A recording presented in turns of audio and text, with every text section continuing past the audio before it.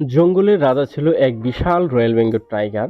তার রঙিন গায়ে রোদের আলো পড়ে মনে হতো সোনার রং ঝলমল করছে। প্রতিদিন সে জঙ্গলের পথে হেঁটে বেড়াতো, নদীর ধারে, ঘন গাছের তলায়, কখনো পাহাড়ি ঢালে। সবাই তাকে ভয় করত, কারণ সে ছিল জঙ্গলের রাজা।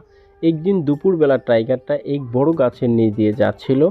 গাছের ডালে বসেছিল এক দুষ্টু বানর। বানরটা খুব কৌতূহলী আর খেকড়ে স্বভাবে ছিল। সে দেখে নিচে দিয়ে টাইগারটা ধীরে ধীরে হাঁটছে। হঠাৎ তার মাথায় এক দুষ্টুমি খেলে গেল। সে ভাবে, এই তো সুযোগ, দেখি তো রাজাকে একটু ধোঁকা দিয়ে মজা করা যায় কিনা। বলে বানরটা লাফ দিয়ে বাঘের পিঠে বসলো। বাঘ হতস্তব্ধ, সে গর্জে উঠল গর্জন করে। কিন্তু বানর মজা করে বলল, ভয় পেও না বন্ধু, আমি তোমার গাইড হব। আজ তোমাকে নিয়ে জঙ্গলের ভিতরে ঘুরে বেড়াবো। বাঘ কিছুটা রাগ হলেও হাসি পেয়ে গেল। সে ভাবে, এই ছোট্ট প্রাণীটা এত সাহসী, দেখি ওর দুষ্টুমি কোথায় গিয়ে থামে। তারা একসাথে জঙ্গলের গভীরে ঢুকে পড়লো। বাঘ হাঁটছে, বানর তার পিঠে বসে গান গাইছে, গাছের মাথায় পাখিরা হাঁটছে। কিছু দূর যেতে হঠাৎ সামনে দেখা গেল এক বড় হাতি।